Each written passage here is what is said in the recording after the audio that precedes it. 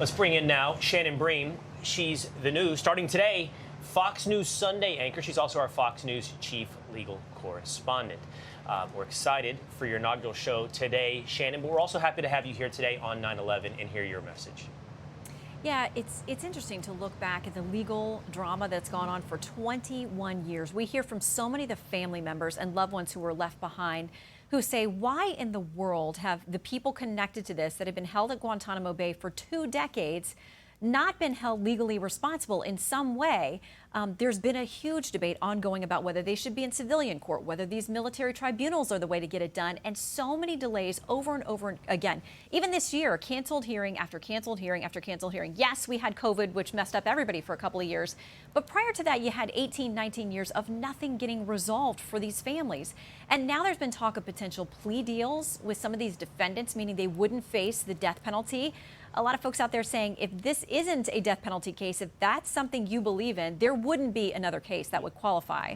So ongoing frustration for these families as the legal battles continue, and it seems like we aren't any closer, really inching to any resolution with a number of those men who have been connected, whether through money transfers or helping in planning the 9/11 attacks. And I think that's the very least that we owe these families and loved ones who are left behind, and all the first responders who bravely ran in and made the sacrifice on that tragic day.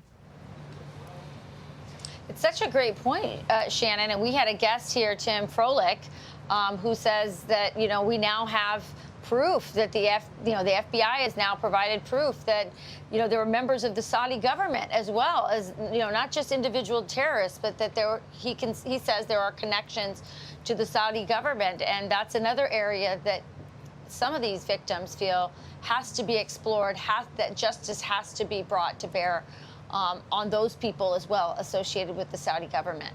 Yeah, there have been calls for accountability across all kinds of planes and all kinds of potential issues and parties involved.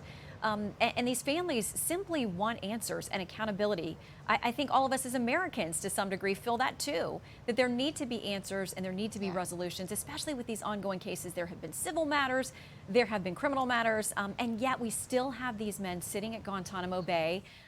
They actually said, we don't want to, when there had been talk of closing it down and moving them elsewhere, because there's always talk of that. They didn't want to move to another prison because they said they like the setup they've got at Guantanamo Bay. Well, I don't think most Americans are concerned about them liking the setup that they've got. They'd like answers and justice. And it seems like after 21 years, that's the least we can do. It's so true, Shannon. I was a guard at Guantanamo Bay in 2004 and 2005 when there were 700, including KSM. They were just then setting up military tribunals, hoping they could expeditiously do it. Here we are now, 15 years after that. And real quick, because we want to get to your show, you said the why. What is the why? And what's the biggest blockage of this process moving forward in your legal assessment? I think part of it is the fact that these men underwent a lot of, I think we could say easily, non-traditional interrogation, and there are allegations of torture and waterboarding and how that all figures in to the way that the evidence that was gleaned from those procedures can be used. So there's just an ongoing legal battle over that I think is one of the biggest stumbling blocks to actually moving forward. You're right. And that's been the issue people have suggested on why there hasn't been a civilian trial. Correct. Why there hasn't been a military tribunal resulting in the same, a similar level of accountability is another great question. Shannon, though, today, as we've mentioned, takes over the reins of Fox News Sunday starting at 2 p.m. Eastern Time. Shannon, what can we look forward to here on your inaugural show?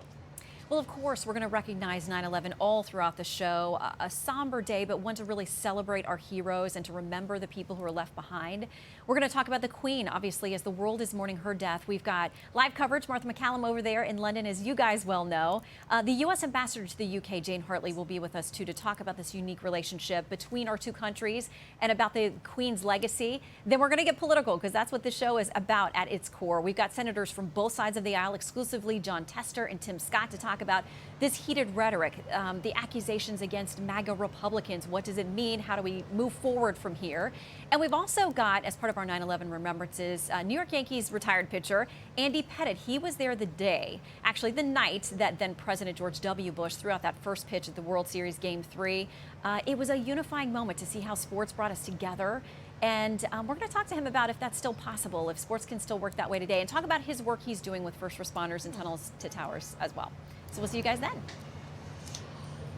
Shannon, so many people excited about you taking the helm there. I get messages all the time. We're so excited for you. God bless you. Congratulations, Shannon. Well Congratulations earned. Have We'll a be great watching rest of your for show. sure.